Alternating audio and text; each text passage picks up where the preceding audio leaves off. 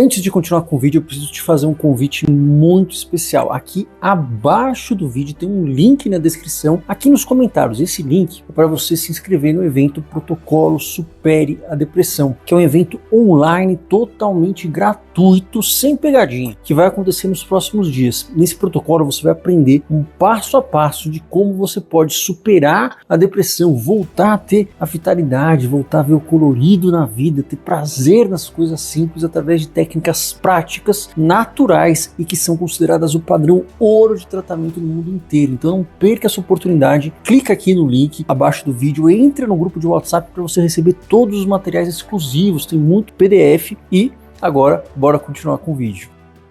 Afinal, a depressão é genética ou não é? Se você tem um pai, uma mãe deprimida, e aí? Você está condenado a ter depressão? E aí não tem mais nada que você possa fazer? Bom, como é que funciona esse negócio de genética? E, bom, se eu tenho depressão, eu vou passar para o meu filho, minha mãe teve, então a gente tem que tomar remédio, a gente vai ser sempre assim. Você já pensou nisso?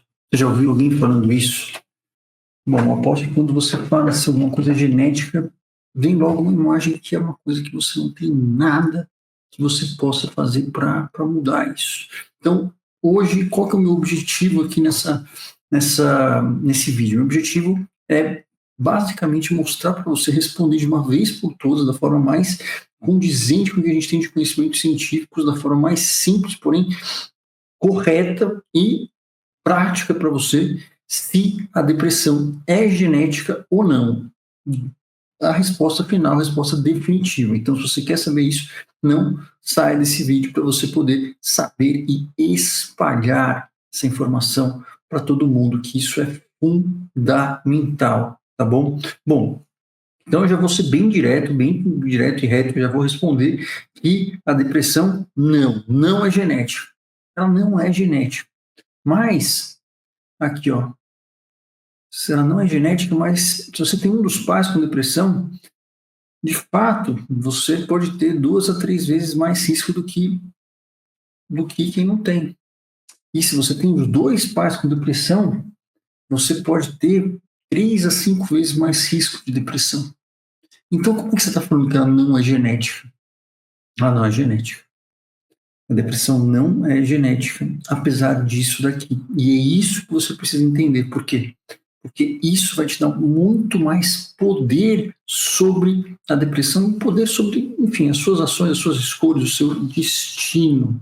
Além do que ser, de fato, aquilo que a gente entende em termos de evidência, de ciência, do que a gente entende em termos de como funciona o nosso cérebro, o nosso organismo. Então, vamos entender isso direito, tá? Essas informações são verdadeiras? São, mas elas não dizem nada a respeito de você, elas não dizem nada a respeito do seu futuro ou do seu tratamento, tá bom? Então, ó, vamos entender mais ou menos. Vamos imaginar, por exemplo, imaginar enfim, uma pessoa aí, vou chamar de Raquel, 50 anos, que ela procurou ajuda porque ela estava sentindo que ela cuidou de todo mundo, só que agora ela sentiu uma solidão muito intensa e ela estava sozinha, ela não conseguia ver prazer em nada, ela sentia muita dor no corpo e fez vários exames e os médicos acharam que não tinha nada físico, acharam que era uma coisa psicológica e mandaram ela para o psiquiatra, né? Enfim, vamos imaginar a Raquel, então, né? Como é que a gente poderia... Vamos imaginar a historinha de vida da Raquel e a gente vai entender o que é essa tal de genética, né? Então, assim, a Raquel, ela enfim, sempre foi uma pessoa que ela não se permitia mostrar fraqueza, né? Ela, enfim, os pais dela... O pai era muito ausente, trabalhava muito, e a mãe dela tinha uma doença, né? A mãe dela tinha uma depressão que vinha, voltava, então ela, desde muito cedo, desde os 8 anos, ela aprendeu que ela tinha que cuidar da mãe, ela tinha que cuidar da casa, ela não podia fraquejar, porque esse era o papel dela na família, ela fez isso muito bem, né? Então imagina, né, ela foi fazendo isso, fez isso com 16 anos, as amigas saindo, e ela, na verdade, não, indo lá estudando, e cuidando da mãe, e fazendo aquilo que precisava fazer, porque ela tinha que segurar essa casa de pé. E isso é uma coisa que ninguém falou para ela. Ela foi pegando para essa responsabilidade, até porque ela conseguia fazer as coisas, né? E ela tinha esse peso de ser responsável, mas ao mesmo tempo ela mandava muito bem naquilo. Só que era uma coisa que não era, não tinha uma reciprocidade, porque a mãe estava doente na maioria das vezes e o pai não estava lá presente. Então, apesar dela ser boa, ela sentir que ela conseguia fazer, não tinha um acolhimento, não tinha ninguém para falar que eu estava fazendo um bom trabalho, de fato. E ela estava fazendo uma coisa incrível. Bom, e aí, logo, enfim, ela saiu, né, ela casou relativamente cedo, imagina que ela teve 2 filhos, e ela foi criando, assim, de uma forma, assim, muito, assim, de fato, muito rígida, porém, né, afetuosa. O marido dela, enfim, um casamento, de uns moldes mais antigos, assim, nunca teve uma coisa muito íntima, mas também ela também não era acostumada com isso. Então, ela sempre colocou ali criar a família, criar os filhos em primeiro lugar. E aos 48 anos, mais ou menos, ela começou a sentir umas dores no corpo que eram no corpo inteiro, que migravam de um lado, uma hora estava no ombro, uma hora estava no pescoço, uma hora estava aqui do lado, uma hora estava na perna, dores que ficavam, enfim, indo e voltando em vários locais do corpo, uma coisa que começou a ficar esquisita. Isso vinha junto com muita fadiga, muito cansaço. Quando ela sentia essa dor, ela não conseguia fazer nada. Ela tinha que esperar essa dor passar, ela tinha que sentar e esperar essa dor passar. O que fazia com que ela considerasse isso um absurdo, porque ela não podia fazer isso, ela nunca tinha sido assim. Alguma coisa estava muito errada no corpo dela, né?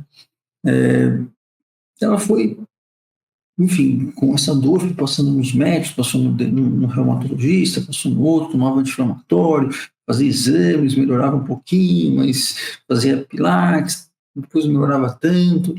E ela foi com o tempo meio que ficando cada vez mais longe de outras coisas que ela fazia, né? Ela tinha, claro, ela tinha um, umas coisas que ela gostava de fazer, tinha um curso de cerâmica, tinha umas aulas que ela fazia e tinha umas amigas que vinham, né, na casa dela, umas vezes, né, para cozinhar, para bater papo, mas ela também acabava não chamando mais, porque ela estava muito cansada e os filhos começaram a sair de casa e ela começou a ficar meio ressentida, até meio incomodada até de ligar para os filhos para não incomodar eles. E o marido distante também não entendia nada e ela começou a sentir que estava ficando cada vez com menos interesse em fazer as coisas, interesse em fazer qualquer coisa.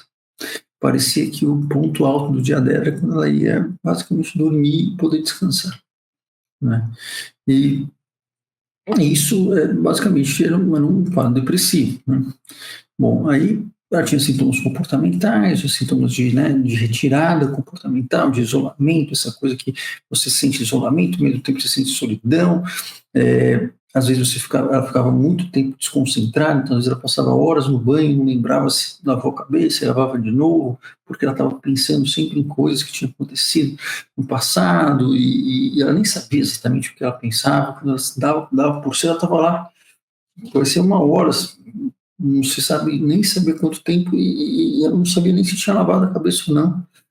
Ela tinha muitos pensamentos autocríticos, tinha muitos pensamentos sobre a própria dor dela, que se a dor não melhorasse, ela não ia melhorar nunca, e que parece que a dor estava piorando, porque cada vez que ela passava em um outro especialista, a dor mudava de lugar, e nessa hora estava tendo muita dor de cabeça, e além disso ela estava com desânimo, uma certa uma apatia mesmo, assim, um vazio que vinha.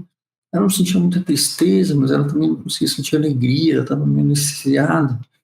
E ela não sabia por que ela se sentia daquele jeito. Ela sabia que era estranho, mas ela não sabia que não era certo também. Ela se culpava, mas ela não sabia o que estava sentindo. Então ela tinha dores, tinha essa questão comportamental de parar de ter esse interesse, de ter esse prazer. E ela tinha essa questão de não conseguir sentir as coisas, né? Vamos imaginar, daí ela chega lá no consultório tomando aí 60 miligramas de duloxetina que o reumato deu para ela. Tá bom. Bom, mas vamos imaginar então no caso dela, né? O que pode ter ocorrido, né? Vamos então usar esse caso para a gente poder aqui, através dos nossos conhecimentos aí de neurobiologia, que bem rapidinho, assim, para você entender como que foi esse papel genético. Então, assim, ela tinha um risco genético? Tinha, porque a mãe dela, de fato, tinha quadros depressivos e eram quadros depressivos difíceis de tratar. Até onde a gente sabe, o pai dela não tinha, né? Então, ok. Mas foi isso que determinou a ter depressão ou não? Vamos tentar, então, entender como é que funciona, de fato, esse negócio de genética e como é que funciona essa genética no nosso cérebro, principalmente, que é o que a gente quer saber, afinal de contas, né? Como é que essa genética está se, né, mostrando aí no nosso cérebro. O fato é que todas as células do nosso corpo, isso que todo mundo saiba, tem o mesmo código genético, né? Então, o código genético ele é como se fosse um manual de instrução que vem em todas as células do nosso corpo. Só que ele não é lido da mesma forma pelas células do corpo. Isso é óbvio. Por quê? Porque senão a gente teria uma célula, por exemplo, um neurônio, e teria uma célula uma célula do fígado, por exemplo. Não tem nada a ver uma coisa com a outra. Ou seja, mesmo sendo o mesmo manual de instrução, ele é lido de formas diferentes, dependendo, por exemplo, do lugar do corpo que está, né? Então, vamos entender alguns conceitos fundamentais, né? Então, aqui, ó, o conceito fundamental para a gente entender primeiro é o que é os genes. Os genes, de fato, são um manual de instrução de como que vai funcionar o nosso corpo, tá? E a gente herda isso e, a princípio, é isso. Mas, o que ocorre? Esse daqui, que é o DNA, né? Esses genes, eles precisam o quê? Eles precisam ser lidos, eles precisam ser traduzidos. Quem traduz o que esse código, né, dos genes para o resto do corpo é um tal de RNA, né, RNA mensageiro. Ele é o tradutor, como se esse gene fosse um livro secreto e o RNA fosse quem conseguisse ler o livro e traduzir isso. Ele traduz isso para quê? Para formar, normalmente, proteínas, tá? Proteínas, enfim, são basicamente coisas da célula que vão mudar o jeito do corpo funcionar. Então, aí, ele lia, né, esse RNA mensageiro lê o código que está lá, e aí ele vai mandar fazer proteínas. Pode ter proteínas da membrana, pode ter proteínas que vão fazer vários fatores, tem uma proteína aí de BDNF, vocês estão vendo aí que é o regadorzinho, enfim, várias proteínas. Vamos imaginar que a gente está falando de neurônio, né? Se a gente está falando de neurônio, todas essas proteínas elas vão mudar as configurações das células do neurônio. Isso quer dizer o quê? Que vão fortalecer algumas conexões e vão enfraquecer outras. Por quê? Porque, bom, basicamente é assim que o cérebro funciona. Né? São circuitos elétricos que tem entre uma pontinha e outra um espaço muito pequeno onde tem alguma questão química. E normalmente vai conversar ou lá com o DNA, vai ligar ou desligar alguma coisa, ou vai fazer o impulso passar mais rápido, mais devagar. Mas é isso que a química faz de forma muito simples. Mas, ela, mudando o DNA, você consegue fazer com que tenha mais receptores de uma substância, de um tipo de química. Então, isso vai dar uma resposta X. Tenha menos receptores daquela, tenha mais dendritos aqui, conecta melhor nessa, conecta pior naquela. Então, na verdade, a forma como é lido, né, esse manual de instruções, isso vai determinar como que os circuitos do nosso cérebro estão configurados, quais estão mais fortes, quais estão mais fracos, quais nós, enfim, temos mais facilidade de ativar, quais nós temos menos. E isso é normal na vida de todo mundo, e isso basicamente é o que faz com que a gente seja a gente.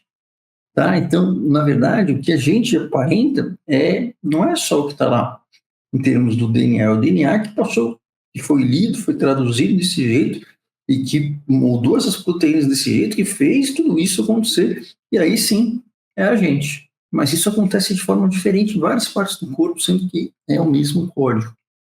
Então, ele é um manual de instruções como uma biblioteca, vamos imaginar. A gente não pega todos os livros por ele de uma vez, né?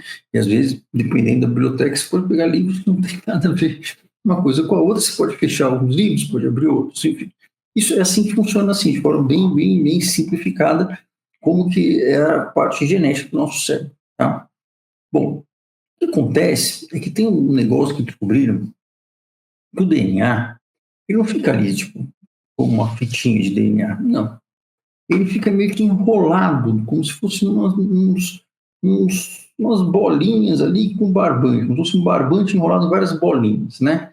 Essas bolinhas, elas são formadas de uma substância chamada cromatina e o nome delas são estomas. Não precisa saber disso, né? E o DNA ele fica enrolado nessas coisas. E o que acontece com o fato dele ficar enrolado? O fato dele ficar enrolado faz com que, se essas pedrinhas dele, né, estiverem muito juntas, enfim, né, a substância, a proteína, que vai lá, o fator de transcrição, né, que vai tentar ler ali o DNA, ele não vai conseguir. Por quê? Porque elas estão muito juntas e estão fechando aquela parte. Aqui você não vai ver. Então, isso está desligando aquela parte do DNA. Agora, tem algumas outras, né, em outros processos, essas, como se fossem, né, esses foldanas que ficam segurando o DNA, elas se afastam e elas abrem, e elas deixam o DNA mais esticado, poder ser lido e formar, né, um RNA mensageiro, formar proteínas. Isso pode ocorrer com vários processos. O mais comum é um chamado de metilação, mas enfim, tem vários outros processos, tá? Você não precisa saber disso. Saber que é mais ou menos igual essa figurinha aí. É como se fosse um DNA, um barbante, fica enrolado nesses troços. E às vezes quando fecha, fechou, não vai fazer. E quando sai, quando abre, aí sim, aquela área pode ser lida e aquela área pode ser ligada. Então é assim que é como se fosse um interruptor dos genes. Assim que você consegue ligar e desligar genes, eles não vão ser lidos se estiver muito perto. Então são essas bolotas aí, essas estonas, com essas cromatinas aí, que faz com que, às vezes, você não consiga ativar uma parte do seu DNA de forma nenhuma, mas às vezes consiga ativar outra, e isso é mudado de forma constante, né, de forma possível ao longo de toda a vida. A gente vai ver como que é que isso é moldado. Então, o que ocorre é isso, né? Então, os nossos neurônios, eles não ficam paradinhos, não. O DNA lá, longe de ser parado, ele fica aqui enrolado nessas tais de cromatina, que formam essas bolotas chamadas estona, né? Que pode ser uma comporta. Se estiver muito junto, não consegue ler. Para poder ler, tem que separar e esticar, tá? E aí, o que acontece? O que acontece é que, assim, várias coisas do nosso ambiente, experiências que nós temos, claro, principalmente na nossa infância e adolescência, mas isso na vida inteira, elas têm o poder de moldar como que vai ser essa abertura, o fechamento dessas bolotas aí. Ou seja, que normalmente a gente vai chamar de o quê? De metilação ou de acetilação. Você não precisa saber esse nome, nada disso. São processos que acontecem, mas isso acontece em resposta a experiências que nós temos. Então, assim, a gente herda isso, né, da nossa árvore, da nossa história familiar. E lá e tá. Mas menos de 1% do DNA ele vai ser lido. Então, a maior parte do DNA é meio que um DNA que não tem informação muito útil. E mesmo nessa parte que vai ser lido, vão ter algumas que vão estar ligadas, outras vão estar desligadas. E isso é influenciado por experiências que você teve, principalmente na infância, e não necessariamente por experiências ruins, mas experiências em que não houve talvez um acolhimento adequado. Isso de forma repetida, tá? Mas isso também é influenciado por infecções, por exemplo. Você teve muita amidalite, amidalites de repetição. Não tive amidalite de repetição, muita amidalite. Mas se isso for provocado por uma bactéria específica, isso faz com que alguns desses genes, né, ligados ao toque, eles possam ser ativados. Então, o toque tem um fator de risco você ter, por exemplo, muitas amidalites de repetição e ter ali algumas bactérias específicas que elas moldam essa resposta genética, por incrível que pareça. Mas, enfim, só para dar um exemplo. Então, as infecções podem moldar isso.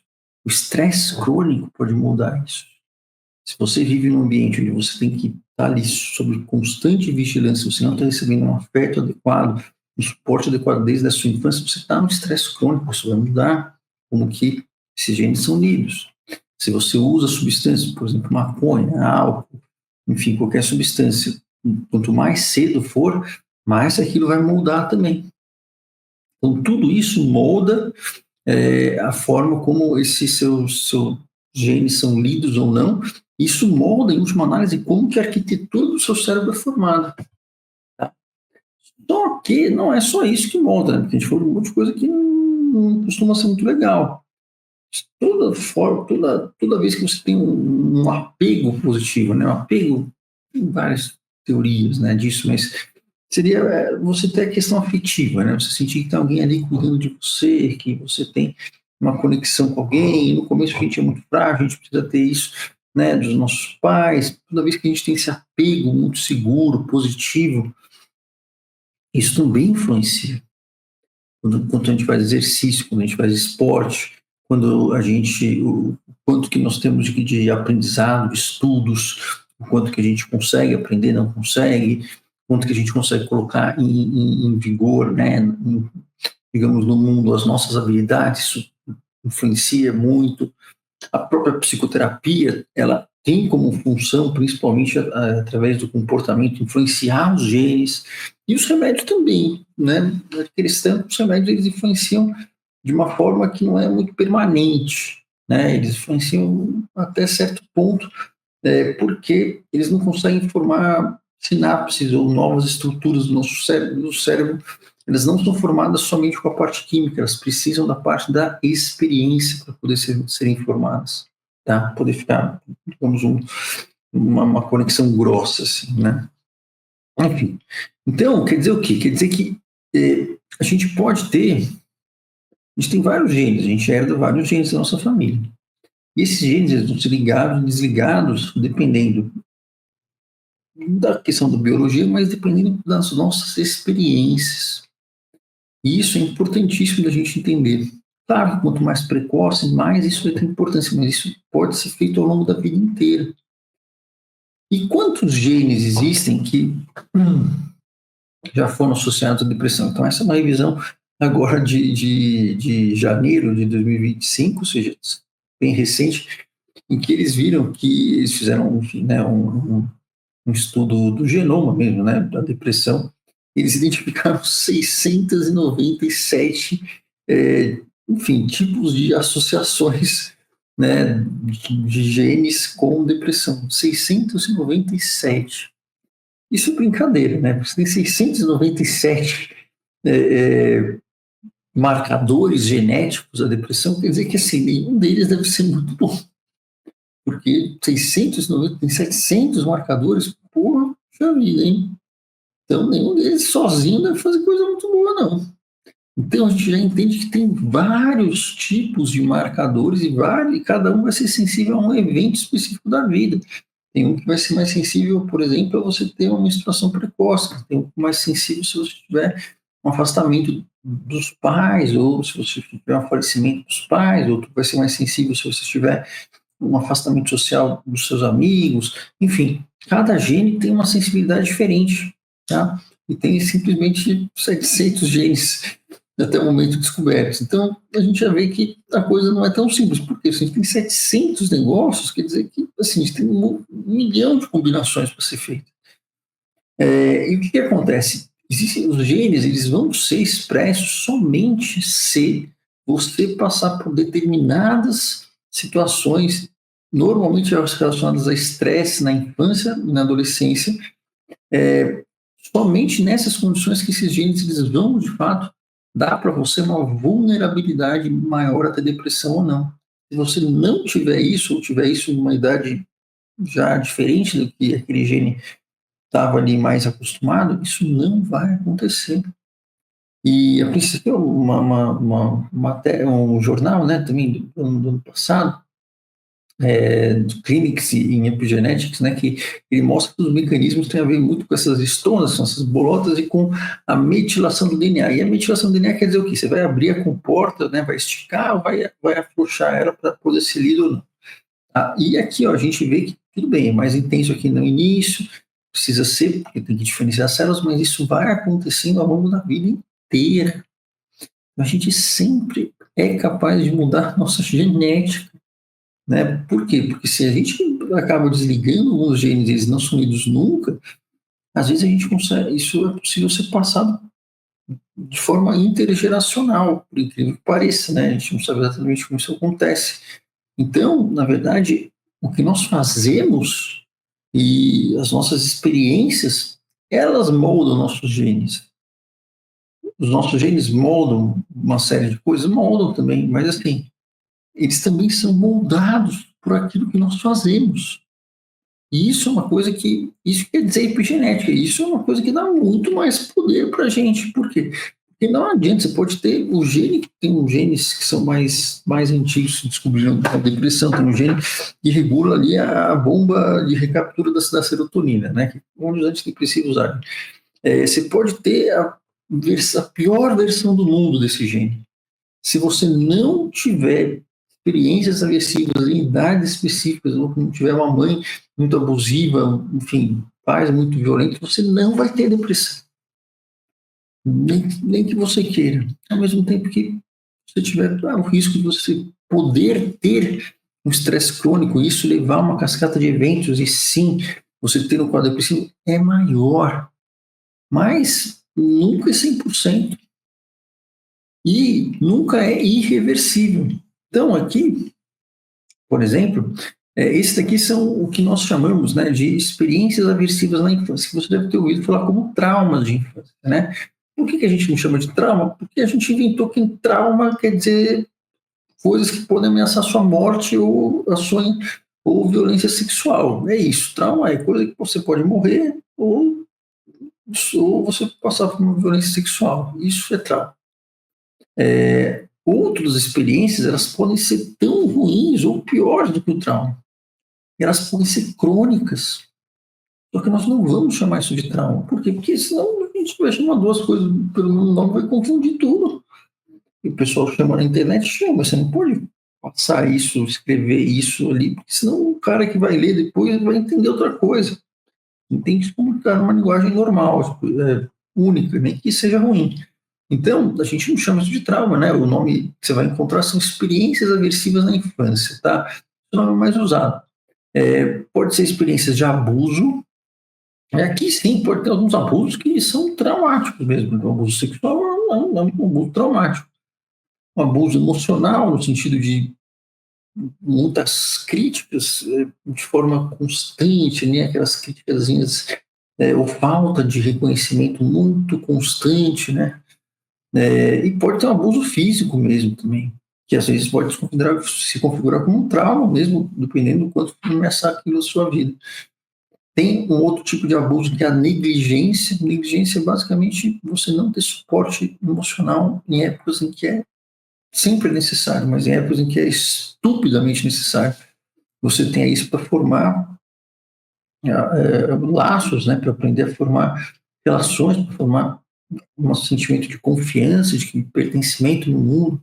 Isso é um outro tipo de experiência aversiva. Um outro tipo também que foi categorizado, né? Então essas categorias elas são bastante clássicas, né? São experiências aversivas relacionadas à disfunção doméstica, ou seja, sua casa é um caos, né? E é totalmente incontrolável. Então, você, por exemplo, tem divórcio dos pais, está associado a isso? Tá.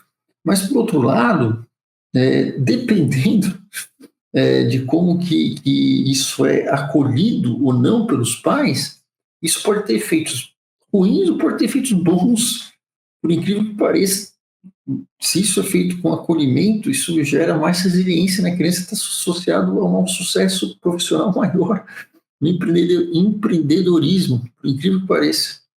Então, assim, e é o mesmo gene, e a mesma situação, mas talvez uma foi lidada sem ter esse acolhimento efetivo e outra foi lidada com esse acolhimento. Isso tudo é verdade. Então aqui entra o quê? Tem uma doença mental em um membro da família, isso é uma coisa que disruptura, porque de fato os filhos eles vão ficar meio sem saber o que fazer. E eu sei que se você está passando por isso agora, você não vai se culpar também. Mas a ideia é que a gente primeiro vai tratar a gente para depois a gente tratar os outros, tipo, igual a máscara de oxigênio. Tá? E assim, isso precisa ser uma coisa repetida, não é que uma vez vai acontecer isso, nossa, sou o pior pai, pior mãe do mundo. Não, uma vez não acontece nada. Não sei que seja um trauma que ameaça a vida da pessoa, tá? Senão, não. E todo pai, toda mãe, ela vai acabar, né, fazendo uns errinhos ali, mas isso não é isso que molda, de fato, a epigenética, nada dos nossos filhos, não. Mas, por exemplo, você tem um parente que foi preso, isso é um fator de risco. Se você tem uma mãe que foi tratada violentamente, você teve violência doméstica, né, entre, enfim, os pais, você presenciou isso de forma frequente, você teve, né, uso de álcool, de substâncias muito precocemente, se você teve também, então, a experiência do divórcio. Então, essas são as 3 categorias de experiências aversivas na infância.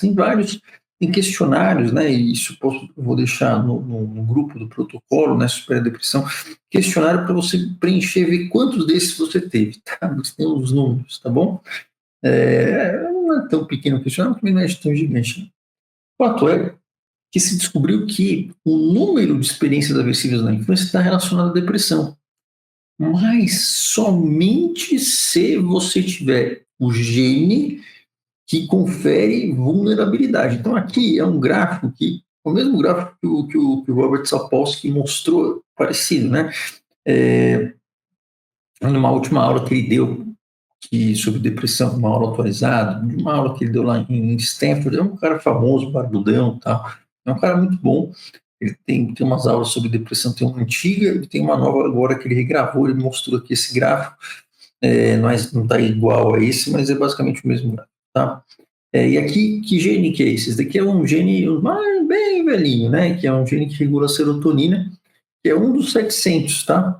E aqui, por exemplo, o amarelo é a versão short, é SS. Então aqui, ó, short, tá?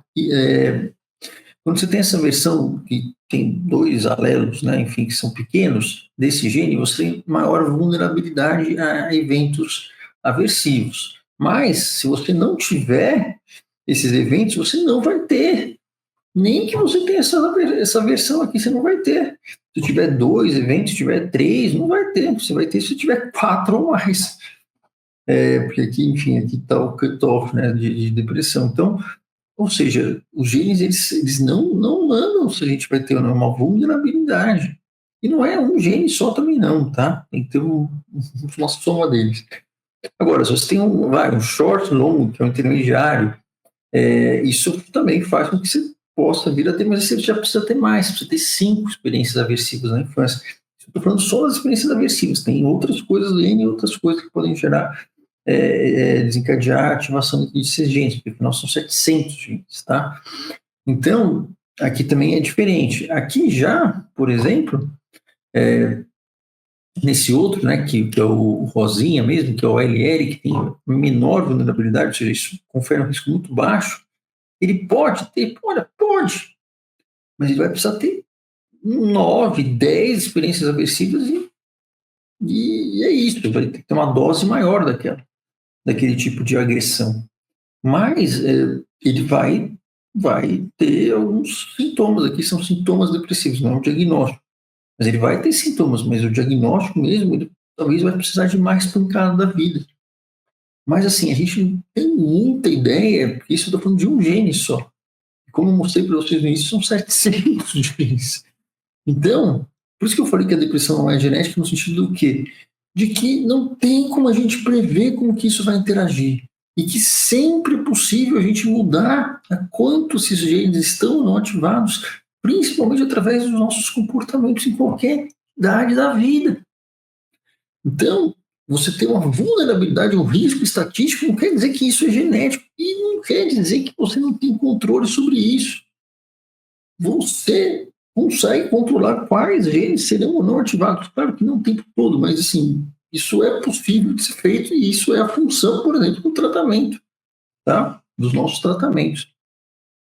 Bom, então aqui só para mostrar, né, essa figurinha aqui, posso mostrar de Stanford, né, que eles fazem eles têm esses modelos que são modelos bons, né, de circuitos cerebrais, né, então tem circuitos que regulam as emoções positivas, outros circuitos que regulam a atenção, enfim, não é super perfeito, mas é um site que isso aqui fica rodando. O pessoal falou que parece um frango de geladeira, né, para mostrar 360 graus. Se você quiser ver isso aqui, você digita Stanford Brain Circuits, você vai achar isso daqui. Tá? Por quê? Porque aí esses circuitos, sim, eles vão ser derivados dessa genética. E por que então a gente consegue tratar a depressão às vezes sem medicação? Porque a medicação, ela vai o quê? Ela vai facilitar ou não esse tipo de de treino, de comunicação, mas para a gente poder, de fato, fazer com que haja formação de dendritos, de sinapses, de conexões para o cérebro, é um órgão elétrico, de forma permanente, a gente vai precisar de muita repetição de comportamentos. Não tanto, mas algumas repetições de comportamentos, principalmente no início. E aí sim entra a terapia, ou seja, terapia para pessoas que estão com transtornos mentais, que nada mais são do que questões que vieram, sim, de uma vulnerabilidade genética, mas em muitos eventos na vida, que fez com que alguns circuitos travassem, paralisassem, e eles não ficassem ativos. Então a gente vai ter que ir ali ativando como se fosse fazendo fisioterapia mesmo. E nem sempre você não dá remédio para fazer fisioterapia normalmente, né? Mas a função dos remédios é simplesmente facilitar isso, porque eles sozinhos, por melhores que eles sejam, mas que seja ketamina que faz dendrito assim, ele não mantém. Por quê? Porque se você não praticar, aquilo é perdido, isso é uma lei imutável de como que funciona o nosso cérebro. Então agora você pode responder, olha, é genético ou não? Não é. Isso confere o quê? Uma vulnerabilidade, ou seja, mais ou menos igual eu, sei lá, com qualquer característica, né? Eu não sei, não sou o melhor jogador de futebol do mundo. Pegar uma bola e me dar uma bola, talvez eu consiga fazer uma embaixada, duas, assim, mas se me contratarem para jogar num time, eu vou passar vergonha, vai ser uma coisa muito ruim. Então, não é uma boa ideia eu virar jogador de futebol de uma hora para outra, né? É um exemplo absurdo esse, sim, é absurdo. Mas isso são características que você tem e que, no momento que você está tendo um transtorno mental, você está com algumas áreas, aqui na depressão, áreas do afeto positivo, desligadas. Mas isso não quer dizer que você não pode ligar e não quer dizer que você não pode ligar, mesmo sem remédio, fazendo alguns comportamentos específicos. Mas aí sim entra a terapia. Por isso que a terapia tem que ser específica para o quadro. E o quadro que a gente chama é o diagnóstico. Não que eles sejam perfeitos, mas a gente tem que ter ideia de onde a gente está atacando. Por quê? Porque senão a gente vai fazer um treino errado. Assim, como treinar, sei lá, na academia você vai ficar forte no braço, você treina a perna, não tem como, tá? E esse comportamento, isso vai fazendo com que esses genes ligados aqui vão se abrindo e você vai criando estruturas que vão fazendo com que aquelas conexões se fortaleçam. E isso é porque, por exemplo, a depressão não tem como você tratar sem psicoterapia. Isso está em todos os guidelines. Você tem que ter na base, que são as mudanças no estilo de vida, e psicoterapia, principalmente de ativação comportamental, porque a depressão ela suprime o comportamento, tem que estar na base. Isso tem que ter em todos os guidelines, das maiores sociedades. Aí depois, se precisar, a gente coloca antidepressivo, depois outras terapias. O problema é que se você colocar só remédio, pode ser que ele faça mal, pode ser que ele ative áreas que você não quer que ele ative, que deixe você agitado, mas mesmo que ele melhore você, isso não vai melhorar totalmente. Por quê? Porque não vai conseguir ativar tantas sinapses e você provavelmente vai ter uma recaída mais cedo ou mais tarde. Então, assim, não estou só contra remédio, não. Estou dizendo que, assim, você tem um poder muito além da sua genética, muito além dos remédios. E você, sim, bem, esse é o jeito também que a gente consegue tirar o remédio, porque a gente constrói, né, pontes mais grossas do que as pontes fininhas, que são as pontes químicas. Mas, independentemente disso, você consegue ficar bem e não tem idade para isso acontecer. Se você duvida disso, veja o depoimento do Dalmir, que deu agora, mas assim, não é só o dele, não. Tem muita gente de 78 anos deprimida que fez isso e fez isso através de técnicas de terapia baseada em evidências comportamentais. Tem gente de 63 anos, tem gente de 33, tem gente de 44, com tudo quanto é idade. Então, a questão é, a depressão é genética? Ela não é genética. Porque senão, se tem 700 genes, é porque eles são genes muito ruins. Mas saber que ela talvez te dê alguma vulnerabilidade. E isso é uma característica sua. E não é ruim. Mas quando você está no quadro depressivo, você não quer saber nada disso. Você quer saber o quê? Eu tenho o poder de fazer algo para melhorar? Tem. E esse poder vai além do remédio. Por quê? Porque se a gente dá para você também a mensagem que é só com remédio que você melhora, o que você está, digamos, interpretando com isso automaticamente? Que você é impotente, que você sozinho não dá conta. E a sensação de que eu sou impotente frente ao mundo é uma sensação que leva à depressão. Pelos modelos animais, a sensação de que assim, eu não tenho capacidade de lidar com isso sozinho. Ou seja, eu vou me fechar. Isso é um modelo animal de supressão comportamental.